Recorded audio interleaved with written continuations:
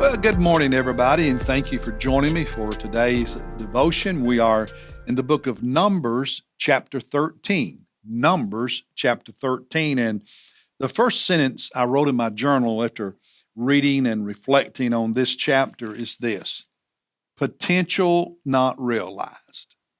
Potential not realized. Because their fear was bigger than their faith. And their challenges in their mind were bigger than their vision that God had given them. And it's really a sad story in chapter 13. What could have been? God had promised them the promised land flowing with milk and honey, and it was that kind of land. God had said that he would drive out the inhabitants of the land and give the land to the Hebrew people, and he would have done that. They had just witnessed God defeat the nation of Egypt, winning their freedom. And now they come up against these nations that are nowhere near as powerful as Egypt, and they cower in fear. It's as though they had totally forgotten what God had previously done for them. And so that's the summary of the chapter. So let's look at a few verses and see what God can say to us. Chapter 13, verses 1 and 2 to start with. Then the Lord spoke to Moses, saying, "Send out for yourself men, so that they may spy out the land of Canaan, which I am going to give to the sons of Israel." There's a promise of God. "You shall send a man from each of their fathers' tribes, every one a leader among them." So the 12 tribes choose one man from each of the tribes, and he is to be someone who is recognized as a key leader within that tribe. Send those 12 to spy out the promised land.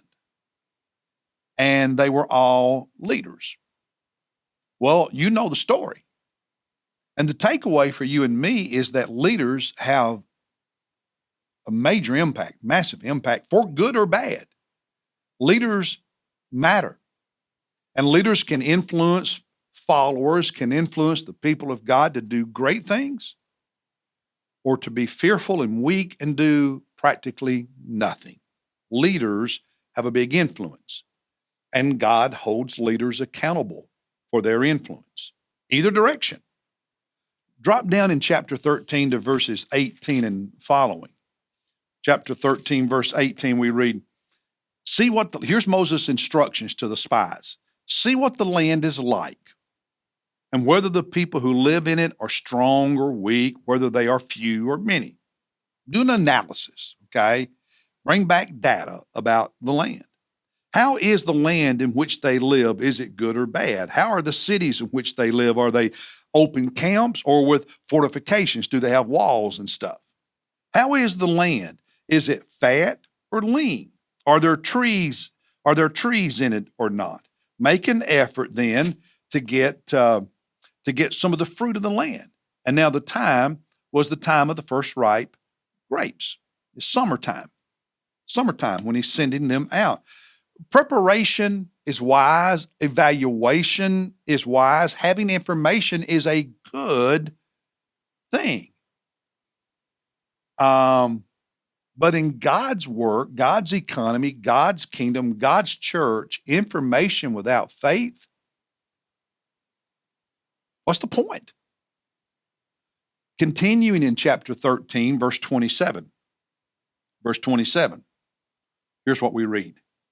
He says, "Thus they told him and said," so these are the spies, they check out the land, they come back and they're reporting to Moses and the people of Israel. And they say in verse 27, "We went into the land where you sent us. And it certainly, get over here where I can get my eyes focused and read this. It certainly does flow with milk and honey. And this is its fruit." They brought back some examples and said, it's a good land. "Nevertheless, but people who live in the land are strong. The cities are fortified and very large. Moreover, we saw the descendants of Anak there. Amalek is living in the land of the Negev. The Hittites and the Jebusites and the Amorites are living in the hill country. And the Canaanites are living by the sea and by the side of the Jordan River." So it's a good land, but hey, there are people there and they're powerful. dropping down to verse 32. So they gave out to the sons of Israel a bad report of the land.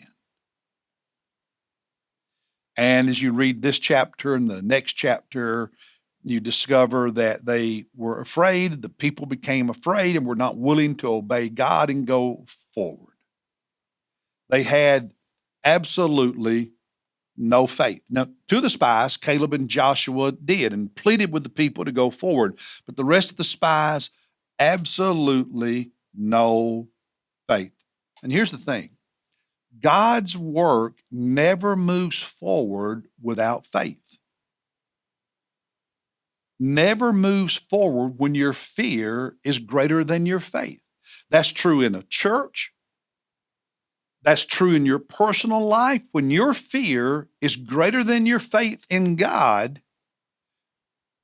you don't move forward. God's work doesn't move forward. God can give you vision till the cows come home. But if you don't have faith, you're not going to do anything with it. That was the problem here. I remember when our church bought this property where we're located now in 1996. We were located downtown, growing, and God gave us the opportunity to buy 52 acres here on Dave Lyle Boulevard near the interstate at an incredible price at that time of about $1.4 million. And our church voted to do it overwhelmingly. Secret ballot vote, 92% positive vote. Now, I remember we were doing the capital campaign to pay for the land, and I stood in the pulpit on a Sunday morning in all of our worship services. I believe at that time we were doing 3 services. And I had a list that I had printed and handed out to the congregation with about 30 names for a capital campaign, themes, names for a campaign. And I had the congregation hold that piece of paper and look at it as I read each of those 30 or so suggested titles for the capital campaign. I said, I don't want you to overthink it. I just want you to react. As I'm reading this, notice does 1 or 2 of them really stand out? Just grab your heart. And after I read all of them, I said, now we're going to go back. I want to read all the names again, and I want you to raise your hand on the one that really spoke to your heart. And what was so amazing was about 90% of the hands went up on the same name. Do you know what it was? Forward by Faith. That became the name of our capital campaign. That was our theme, moving forward by faith. When I read this chapter in the book of Numbers, I am so thankful for the people of our congregation and the leaders of our church family back in 1996 who did not allow fear to defeat faith. We wouldn't be where we are today if not for the people then having faith. And the consequence for the people of Israel was severe. That generation which had no faith spent 40 years wandering in the wilderness till they died. Potential is never realized by people who have no faith, by people who live in fear, and by people who see challenges as a reason to never try. That's an important lesson for us in life and as a church family. God bless you. I'll see you tomorrow as we look at Numbers chapter 14.